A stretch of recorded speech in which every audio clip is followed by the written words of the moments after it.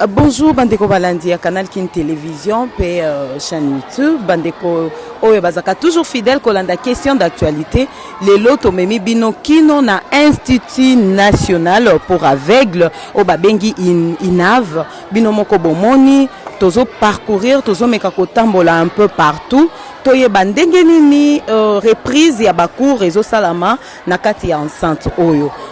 Bonjour Bolandezanga Wabino maman Constance Mbalabou ndebo babenga kaye toye kozwela bino ba information toujours na recherche ya ba information tolobaki tokopesa bino ba information brute ndenge tozweli yango ndenge tokopesela bino alors tokomona responsable moko ya ba aveugle azali aveugle aza inspecteur tokomeka kosolola naye toye ba makamnini ezoleka awa tomoni ba cantine belé mema ezobima na kati te toyebite tomeka kozwa mutoyo ako répondre na ba préoccupation na biso parce que rentrer to reprise ya ba cours et bonga kezala na kati ya respect ya ba norme ya distanciation pour na ko éviter contamination ya coronavirus. Est-ce que bato nyonso baza na ba masque total?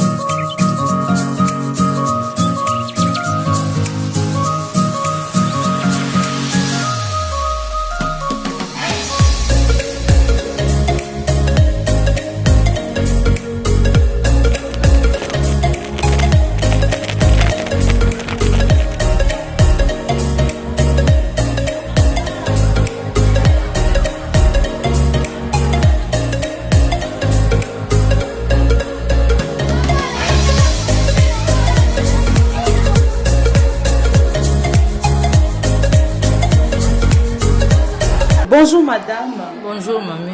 Tokoki koyeba yo se présenter parce que atoye na institut tout ça la constat depuis ba classe et bandi ndenge ni makambo zotambola mais avant tout tokoki koyeba yo. Merci comme nanga maman Bouini Nicole. Naza directrice adjointe na école primaire, j'ai fait 38 ans. Bon, voilà, mon titulaire est un peu empêché. Et sinon banda reprise. Banda mukola yambo lundi. Oh, bah, parents, bah, yoga kimbela que les enfants devaient retourner bazonga classe. Nazoa ki la moitié à classe malgré mboula wana. Bana wa bayaki belé na école. Alors, ti lelo tozali vraiment nazana ba manka ya bana te. Surtout corps enseignants, ils sont tous présents et à l'air. Difficulté tozanango toyeba ite ke malade kozala boy. Lokole si to commence ki banango. Na bâtiment autozaï nango bana bazaka ndingo moni wana to sala tout que to séparer bango vie distanciation mais bon ba mesure barrière les sous ozomona la plupart bazana ba cache ne bana misu bazana ngote yango to exiger na ba parents nyons o azoti na mwana en école à contrôler ata la sac ce qui mwana azana ba document na ya classe ata la personne qui a lati cache ne biso na école chaque porte au moni tozana ba lave main na biso tozana ba désinfectant et na ndenge ba toilette na biso vraiment quant aux salubrité la propriété ezali mais to constater que na ba pompe na bino maizo bi matin to éviter est-ce que ça difficulté bozo rencontrer to et bi maka par moment non mai ko la mikolo eza rigide zotala ka mais sinon mai bi maka ka le londe na moni maizo bi matin mais to zo ba précaution 2 jours avant to tiens na ba citerne na biso mai po bana po biso no to sali. OK. Institut oyo ezali plus ya ba aveugle mais tomoni eza na bano bazotambola toyebi to ko expliquer biso nini po to comprendre. Maman journaliste merci, institut ezalaki mpona ba aveugle kaka mais maintenant avec l'inclusivité tomonaki bana wana ba aveugle mingi bazalaki complexé ceux qui akena ba famille bokobenga yendoki akolinga kotanga te mais banda tosangisa bango na ba non voyant bakoma au contraire curieux ya ba voyant tozana ba voyant tozana ba aveugle voyant na aveugle bakuta na libota donc bolingo ezali tosangisa bango bana bo bamona na bana bamona kate tozana ba enseignant o azo tenir compte ya bana nyonso na école baza pe na ba assistant na bango to bengi ba transcripteur donc classe wana ezana bana bamona kate o mona baza des enseignant moko aza uniquement pour na kolanda l'écriture na lecture ya mwana kate mais sinon inclusivité peut esali bien que bana baza la complexité.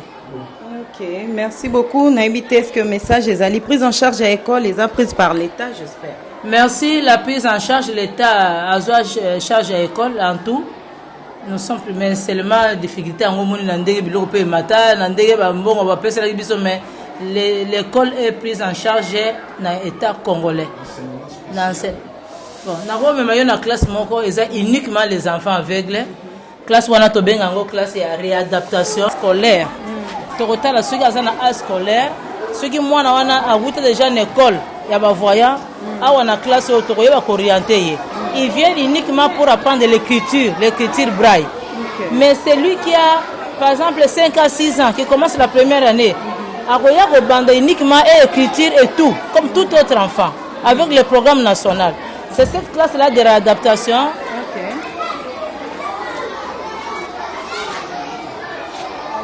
Classe à des niveaux, nous avons les enfants aveugles ou malvoyants qui ont déjà été aux écoles, n'est-ce pas? Aux écoles ordinaires. Ils viennent ici uniquement pour apprendre et nous orientons dans la classe supérieure. Vous avez ces 3 filles, regardez. Viens mes 2 filles, mes belles filles ici. Elles viennent des écoles d'ailleurs, mais comme ils ont eu le problème de la cécité, ils nous ont rejoints. Ils font ici qu'une année pour l'apprentissage de l'écriture. Quand ils vont maîtriser, nous allons orienter celle-là. Elle était en 2e, elle va passer en 3e. Elodie était en 4e, elle va reprendre la 5e année. Donc elle ne veut plus revenir en 1e ou bien 2e. Mon jeune homme là-bas était en 5e, à Yolo. Il vient de loin. Il vient de loin. Il a été en 5e. Comme il va apprendre l'écriture, l'année prochaine, si l'application donnait bien, il passe en 6e année. Et regarde, j'ai encore ma jeune fille là-bas, elle n'a jamais été à l'école. Elle s'appelle Yassine. Elle s'appelle Yassine. Tu veux quoi, bébé? Tu veux du lait. Oh, donner du lait à Yassine. Ok. Et elle, chez nous, dans notre classe, c'est 2 classes que vous voyez, il y a 8 enseignants. Ok. Comme vous le voyez là. Voilà les 2 enseignants. Tous oui, un problème de la vision. Ils s'occupent uniquement pour ces enfants. Voici celle-ci. Elle fut élève chez nous ici. Elle a son diplôme et maintenant elle est engagée enseignante. Voici les 2 autres là. Attendez. Bonjour, Madame Jolie. Bonjour. Vous allez bien? Je vais bien. Quelle nouvelle? Comment les choses se déroulent depuis la reprise de cours? Très bien. Donc, makambo eza bien, eza kitoko. Makambo eza kitoko, mais toza pina posa mo ba renforcement, ba matériel, ba biloko ebele, to ala posa pour mambo kende su kitoko makasi. Ni si matériel nini yango l'état bazoyo ka bakonzi ba Hollanda biso. OK, ba matériel na biso to sela awa, o to sela eza mingi ya kala. Le ko eza ka importer, ezo senga ba renforcer biso ba matériel mingi eska to sela ba papier braille, to sela ka ba cubarisme, to sela ka bardoise anglaise. Babiloko ezaka uniquement pour les non-voyants. Et comme awa te ezaka importé. L'État kanisa biso atine so matériel pour classer les non-voyants et kende liboso bana batanga na ba condition mo ya malamu. Mais quand on fait l'exception degeni bossa la Congo. Mais quand oyo ezali canne blanche. Rôle nango ezali ya ko guider aveugle to pesa ngo na cours ya mobilité. Pour aveugle ata za moko ba ko se déplacer azala libre même muto apene na eta ko tambola oyo ezosunga ye mpo adécouvrir baobstacle nyonso eza liboso na ye nde nzete oyo yango esalisaka aveugle asala badéplacement mpe nyonso azali yango toza na cour na biso topesaka art na réadaptation ya mobilité yango omonaka na banzela aveugle aotambola ye moko aobanga prince te aobanga eloko te mpo nzete na ye oyo ezosalisa ye adécouvrir baobstacle yango nde misu na ye yango nde misu na ye yango nde misu na ye donc yo moko mpo ozomona te oui nga mpe naza non voyant ebandaki nde nini obotami bongo to ekomaki kaka nabotami boye te nazalaki voyante mais eza bamakambo oyo ekomaki ezalaki mpasi vraiment namoni lokola espoir ezalaki te mais grâce ya école oyo grâce ya écriture braille esaliki ngai nazongela sisengo na ngai ya vie mobimba esongi ngai na continue baétude natanga naza nde boomona nga boye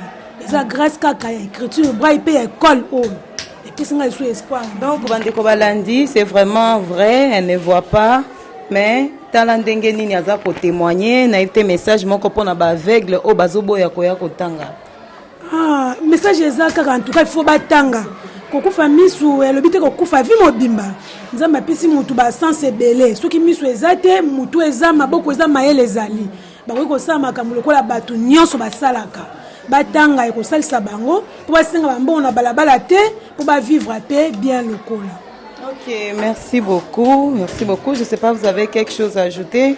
On peut saluer papa. Bonjour monsieur. Oui, bonjour. Vous allez bien? Oui, je me porte bien. Vous avez quelque chose à ajouter? Bon, donc, je pense bien qu'elle vient de donner le tout, hein, mais qu'est-ce que je vais ajouter encore? Parce que normalement, nous avons besoin, n'est-ce pas, de matériel. Si on a le matériel didactique adéquat à l'enseignement, donc là, on va marcher. Si on n'a pas le matériel, c'est difficile pour les enfants et pour nous aussi. Les classes ne vont pas bien marcher. Ok. Ouais. Bon, merci beaucoup. Bonne suite.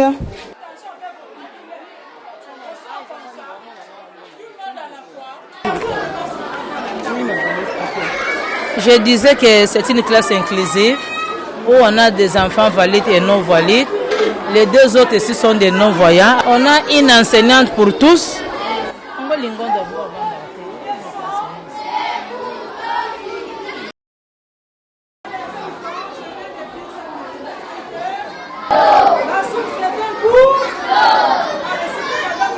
Bana biso ba aveugle, ba banga ba voyante, ba zala complexité. On a une dame azo pesa cours na bango nyonso. Alors aveugle a capté a koma. Mais o azo mona azota na tableau, mais aveugle le kola mona te y a l'aide ya tablette na yewana azo zo copier. Mais nous avons la deuxième enseignante o azali à côté na bango pour la transcription. Omoni ce qui est à transcrire boy na braille, madame wana ko transcrire na écriture na bango. Donc ils ne sont pas complexés. Ok. Vraiment, ils ont eloko moko ya kitoko, tala ndenge avec la za kokoma, enseignante azo enseigner, ils ont na bano bazo mona, bango bazo koma. Les aveugles sont très intelligents que les voyants. Parce que dès que vous le dites, ils captent directement. La presse, comment tu vas? Je vais bien. Et comment est-ce que tu arrives à étudier, à lire et à écrire avec les amis qui voient pendant que toi tu ne vois pas? C'est des bruits comment? Loba yaya, ozo c'est des bruits ndenge. Timba. Loba. Bozo commandé ni bino bozo mona te baninga bazo mona. Bozo tanga ndenge ni. Biso ba dictara biso et pas madame Bibiche. Ah, idaka bino Ba dictara biso. OK, soka dicté bozo comment? Ok, difficulté nini kasi bozo nango?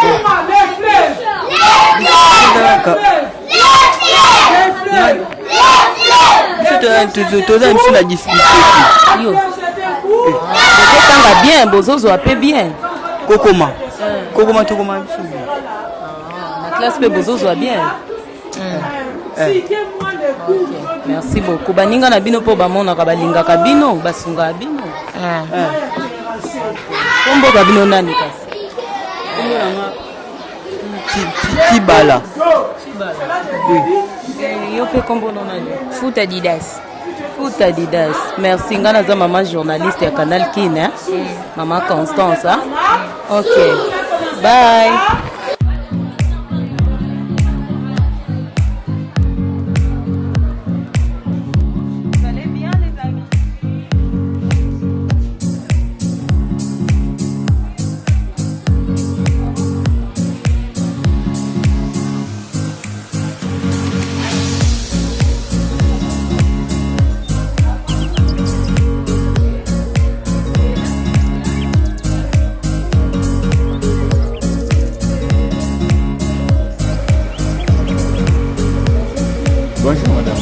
Moi, je suis le directeur général de l'Institut national pour aveugles, INAV en sigle. Là où vous vous trouvez, donc, vous êtes à la direction générale justement de l'Institut national pour aveugles. L'Institut national pour aveugles a 2 extensions. Nous avons une extension au niveau du mont Ngafula, que nous appelons l'Institut national pour aveugles Mont Ngafula, et une extension à Kinkole. Voilà un peu ce que je peux vous dire. À Mont Ngafula et à Kinkole. Ok. Donc, quels sont les constats, voilà, les constats depuis la reprise du cours? Bien, merci beaucoup. Je pense que d'abord, comme premier constat, depuis la reprise des cours, c'est que la reprise des cours a été effective ici à l'Institut national pour aveugles. Vous savez que nous, c'est le seul institut qui scolarise les aveugles, les non-voyants, et par rapport à ça, conformément aux décisions du gouvernement de pouvoir reprendre les cours, nous avons respecté les mots d'ordre et les naves. Au moment où nous parlons, les enfants ont repris bel et bien les salles de classe. Donc ça, c'est le premier élément, c'est ce qui est important. Deuxièmement, vous savez que nous sommes dans un contexte très capital, un contexte difficile. Les enfants reprennent les cours dans un contexte de Covid, avec cette maladie, cette pandémie qui pratiquement une pandémie qui touche toutes les couches, et surtout les enfants, parce que les enfants doivent être les plus protégés compte tenu de tout ce qui se passe comme maladie, comme propension de la maladie. Et il y a eu des mesures barrières qui ont été édictées, et je crois qu'à notre niveau, nous avons insisté que les enfants, tous les enfants dans les salles de classe puissent respecter justement la distanciation.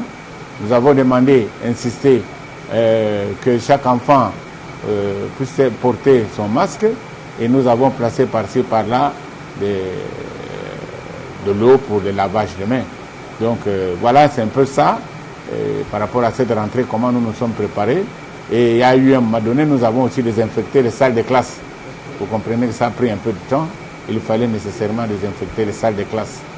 Bon, la difficulté, c'est que nous le faisons avec nos propres moyens.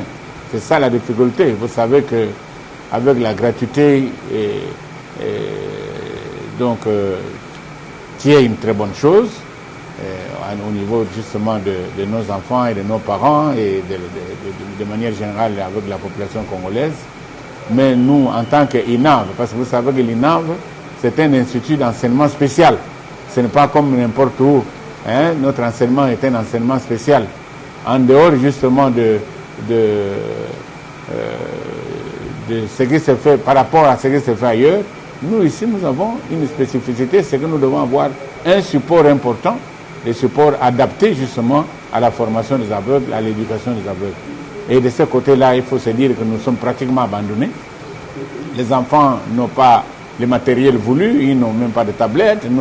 Nous avons beaucoup de difficultés, on n'a même pas de papier braille, parce que vous savez qu'ici chez nous, les enfants étudient moyennant les papiers, l'écriture par rapport en fonction de l'écriture braille. Et cette écriture braille a des exigences. Nous devons avoir des machines braille, nous devons avoir les imprimantes en braille, et nous devons avoir des supports d'autres tels que les kibarites, des tablettes, ainsi de suite. Mais nous en manquons crûment. Nous en manquons crûment. Et voilà, je crois que la grande difficulté pour nous, c'est le support pédagogique d'accompagnement et de scolarisation des enfants non-voyants. Ça, c'est la plus grande difficulté que nous avons ici. Et l'INAV, l'Institut national pour aveugles, nous manquons de frais de fonctionnement. Voilà, c'est un peu ce que je peux vous dire pour l'heure. Mais est-il que le respect des consignes a été respecté, les consignes ont été respectées, la reprise est effective ici chez nous au niveau de l'Institut national pour aveugles. Comme on a dit Balema, Babenga Azimé le Fouti, tozali a besoin d'un institut, Maman Mboutou pour aveugles, Lelo comme Institut national pour aveugles. Ok. Depuis annoncé rentrée scolaire, rentrée à Bakour, reprise de cours, ndengeni makambozo évolué na kati. Oui, bana bazongi tozali kozela pe tozalaki na suwe wana bana bazonga po babar bazomela na bango l'église bazokende osambela bapoliticien pe basanganaka siko bana na biso batanga te pourquoi bana bazongi c'est une bonne chose mais malheureusement nazo regretter kaka bana bazongi awa mai ezalaka te ye papa Fati ndenge asengaki bakoya kotela baveugle mai te plus de 1000 personnes bakota na lupango basokola maboko te est-ce que ça malamu corona ekokota te mais basengi reprise wana il fallait ezalana respect ya ba mesure prise wana kotala ngo mai eza te tozosokola maboko te bacha mai osala pe bien fiko bana base soulageaka kaka na bavase bacheli bango wana to ndenge wana tia soi te oche masuba ose soulage wana bosiko toloba neni nga nazoloba na mono te naloba likambo solo mai eza te mai eza te batala likambo wana baveugle mpe baza ebele na balabala fo batanga otala mpe likambo ya baveugle ekolo ezalaka mpo na baveugle ezalaka mpo na bana na bino bavalide te botala mpe likambo ya baveugle ekozala malamu voilà onga na koloba yango wana. Mais est-ce que c'est facile kotangisa bana ba aveugle bazo comprendre makambo ngo ndenge nini eza simple parce que yo moko écriture braille na bango bon ndenge bo sala ngo façonnement boye et respecter ba norme te donc ça signifie les aveugles sont sacrifiés et ça bongo parce que dans une salle de classe il y a 80 bana aveugle ça moko topé ça na yete voyez un peu la situation des personnes handicapées ezalaka te ndenge botelaki biso ministère fantôme donc soki ndenge nini ono esuki bongo wana eza neti folklore donc faut ezala penza ya solo ke la situation des aveugles bazotala yango na lolenge nyonso. Est-ce qu'on peut se résumer en français parce que koleka pe na journal en français la rentrée de classe est une bonne chose, c'est ce que nous avons souhaité en tant que parents.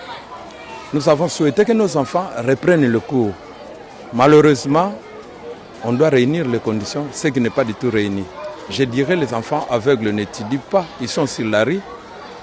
Ils sont sur la rue parce que leur prise en charge n'est pas encore totale.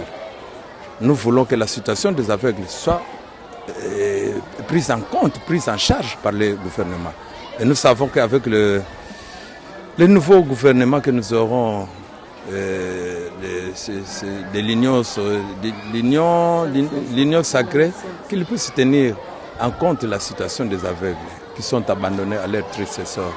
Mais ici, c'est leur institut, n'est-ce pas? C'est l'institut des aveugles. Ça doit être pris en charge par l'État. Donc, le matériel didactique, il manque. Il manque vraiment de matériel didactique. Et cette situation, auparavant, ça a été pris en charge par les défunts Mobutu et la Fondation Maman Mobutu, mais aussi avec des organismes qui appuyaient CBM et autres. Aujourd'hui, ce n'est pas le cas. D'ailleurs, au moment où nous parlons du Covid-19, ici, nous n'avons pas le robinet. Les robinets ne coulent pas.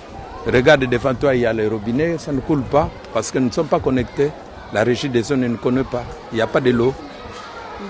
Ouais. Nous voulons avoir de l'eau à l'Institut. Et surtout la prise en charge de la situation des aveugles que tu dis. Ils ne sont pas seulement au maternel ni au primaire, mais à tous les niveaux. On doit tenir compte de la scolarité des aveugles. Lelo na triomphal lelo komi pe na bandeko bazobata masima ya koloba ke baza ba aveugle bakomema ye na moto akomi quelque part ayibi lisusu mukolo moto nzo kazalaki aveugle te eloko nini oyo ko proposer otokoki kosala mpona kozwa soin na bango ba vrai aveugle.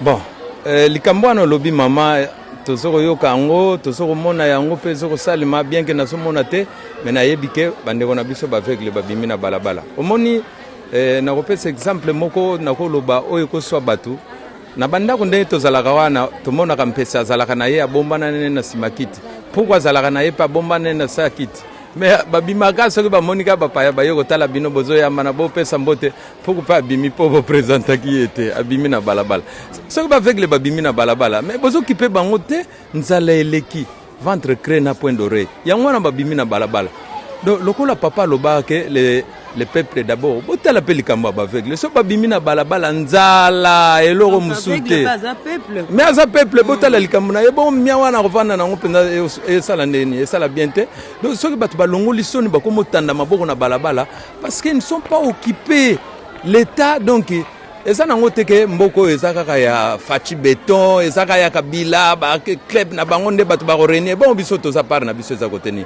donc ndenge toza boye biso mpe tozozela part na biso eza teke batiela biso ministère moko boye fantôme etalaka nango ka makambo bamwela oyo biso bazimele futi batyango kote te baveugle babimi na balabala ezali signal fort mpona koloba na faci beton ke biso awa bazokipe biso te donc tozolia te yango wana tobimi na balabala to retrouver part na biso donc En tout cas, c'est ça la réalité. Donc, ce que bolingi te avec le bazana balabala. Mais tous ont prime na biso handicap, ba kipe bango, ba pesa bango misala. Ce que bolingo kipe biso te. Bon, finalement biso tout au bimana balabala, mais ça la peut bien te ça sonne pour na Congo. Mais yo zo sala awa quand même, ozala musala na yo. Na salaka. Oza nani na nazali na moment où nazolo banayo, nazali inspecteur. Nazali inspecteur d'affaires sociales. Ya lokuta. Pe ya malonga te parce que salaire penda wana eza nango ya malonga te. Eza salaire à lokuta. Donc on fout la ngoka transport histoire évidée. Mais oza na famille, moi si bana. Nasa père des enfants, nasa père 4 bana, madame nanga ota okufa il y a un an passé. Ouais, nasa père de famille. Donc père de famille na bana 10. Ah bana 10, so na salle équipe à l'épargne na oboko la bango ndeni. Oko tunazana bango 4. Ah nzambe salaire bazobenga. Eza lokuta te bafutanga 116 000 francs. Wana eza salaire te son pona ko lobango mena lobia on. De potala makamni to vivra na faire ça. So ba aveugle. L'état yebi biso te, so ga yeba biso o chabiso na ndenge a prise en charge. De ce qui est réel institut oyo, les aranango abandonné komboka ya pamba, les aveugles ne sont pas pris en compte. Les réalités sont que tel peu moulongo et tonia ba valide na ba valide. Na oko sate hein. Ok, merci beaucoup. Ce qui est encore rappelé, Bandeko Balandio Bazolanda Biso en direct à Canal Kin Télévision, qu'on rappelé Biso Combo inspecteur. Ah bon, Bandeko Bazolanda Biso, comme on a Jiken Balema, Zimé le Fouti, nazalaka pe président maison des aveugles moto abundaka pona droit à la personne handicapée. Ngapenda na tele makapona likamwana donc tellement babosana biso yangwana to sala maison des aveugles poto lobelaka makambo. Makambo esalaka pasi komona bandeko na biso baveugle na balabala batanda maboko komona bandeko na biso baveugle batanga kote ba okendeza te kotanga pe malamu te. C'est pourquoi to lobeli yango don na lobi yango po eza malamu te. Donc l'état tala likamona biso affaires sociales tika blague ozokipe mitema na biso to kipe biso te baveugle to kende kote ni wana to bimina balabala. Fati beto tala likambo bien ba kosa yo te baveugle bazate tozo vivre te yango to bimina balabala. Boyoka personne bakonze ezaka pona binote mboko eza pona biso nyonso. Donc la plupart ya bana tozomona batondi ya baza ba voyant ezaba bon na kosa pona ni omona bango batambola ozomona bango te omona bango réalité. Merci beaucoup Molobeli ya ba personnes vivant avec handicap. Bonne journée. À toi pareil. Zambia pambola yo. Merci na confiance Bandeko Balandi à question d'actualité pe Canal Kin Télévision. Toyaki mukolo na lelo na Institut National pour Aveugles au Babengi INAV. Binomoko bomi moneli bomoni intervention ya ndeko yo aveugle azali inspecteur na kati ya institut oyo a déclaré tema ezalité malgré baso o bachewana to ebité alobi ba pompe ezobi mama ité. Bon on sait comprendre parce que awa ozomona bien que pompe ezobi misa mai tozui pe intervention ya responsable ya institut oyo nakanisi bino moko bolandi bana baza kotanga reprise ya bacours et salami vraiment avec succès malgré ba difficulté oyo bandeko baveugle baza ko éprouver na kati ya année scolaire oyo. Il y a des documents au bango ba utilisaka pour na ba écriture na bango baza vraiment na besoin ya ba matériel ce qui gouvernement na biso koki ko sala quelque chose rapidement pour na kosunga bandeko oyo vraiment baza ko se battre pour na kosunga ba aveugle to komi pratiquement na suka ya émission na biso mingi ya ko commenter ezate to lobi question d'actualité tozaka toujours au milieu du village tozwaka part ya mutute donc que le gouvernement c'est hâte pour na kosunga institut oyo national yaba aveugle. Merci beaucoup Nabino Balandio Bozolanda biso depuis Mekili ya Poto, depuis Afrique Mobimba, depuis Europe, Asie, Océanie, Amérique. Bisika nyonso o bozali Bozolanda biso. Ceux qui peuvent beaucoup qui osent motema malamu wana pourquoi pas ko contacter gouvernement na biso pe ko soutenir bandeko ba aveugle bazana volonté vraiment ya ko apprendre quelque chose parce que kozala na misu to kozanga misu ezo empêcher mutute eza ko boma ba capacité intellectuelle ya mutute donc quelqu'un peut s'en sortir en étant aveugle ou pas. Donc vous voyez, vous comprenez un peu que le garçon est aveugle mais la dame n'est pas aveugle. Donc, cause à l'aveugle, ils ont empêché Moutouté vivre parce que là toza na kati ya institut ya ba aveugle. Merci beaucoup tokomi na suka chemin kasiama marche na biso ezaki vraiment molai pe awa tokomi na suka ive elwala bambote belé na balandi DG Joseph Voto. En tout cas, merci beaucoup. Nabino nyonso boza branché boleki tellement ebelé moyen kotanga bino ezate wabino mama Constance. Situation inconfortable à l'Institut national des aveugles. Cette structure d'enseignement spécialisée en voie de fermeture ou de cessation d'activité. Il enregistre plusieurs manques qui ne favorisent pas son bon fonctionnement. Il s'agit notamment de matériel didactique spécialisé dans le papier braille pour le non-voyant. Absence des locaux pouvant accueillir les différents apprenants en toute distanciation Covid-19 oblige. Pas de masques disponibles pour certains dans les cadres de gestes barrières. Toutefois, les gestionnaires de cet établissement spécialisé se cassent en morceaux pour faire fonctionner la structure. La reprise de cours a été effective ici à l'Institut national pour aveugles. Vous savez que nous, c'est le seul institut qui scolarise les aveugles, les non-voyants.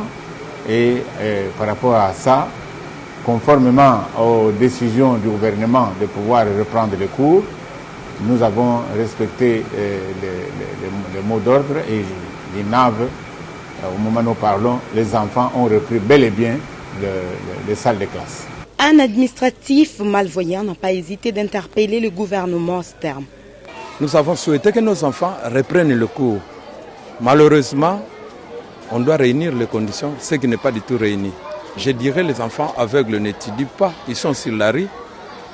Ils sont sur la rue parce que leur prise en charge n'est pas encore totale. Nous voulons que la situation des aveugles soit prise en compte, prise en charge par le gouvernement. Et nous savons qu'avec le nouveau gouvernement que nous aurons,